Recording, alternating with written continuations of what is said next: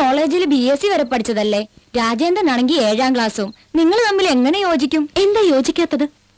എന്നെ സംബന്ധിച്ചിടത്തോളം ഞാൻ വിവാഹം കഴിക്കാൻ പോകുന്ന ചെറുക്കന്റെ സൗന്ദര്യമോ പണമോ വിദ്യാഭ്യാസമോ ഒന്നുമല്ല പ്രശ്നം. വിവാഹത്തിന് നമ്മൾ എത്ര ചാരിത്രശുദ്ധിയോടെ ഇരിക്കുന്നുവോ അതുപോലെ ചെറുക്കനും ശുദ്ധി ഉണ്ടായിരിക്കണം. അക്കാര്യത്തിൽ ഞാൻ ഭാഗ്യവതിയാ. എന്റെ ചേട്ടന്റെ സ്വപ്നത്തിൽ പോലും ഞാനല്ലാതെ മറ്റൊരു പെൺകുട്ടിയില്ല. ഇതുവരെ അദ്ദേഹത്തിന്റെ ശ്വാസം പോലും മറ്റൊരു പെൺകുട്ടിയുടെ മേൽ തട്ടിയിട്ടില്ല.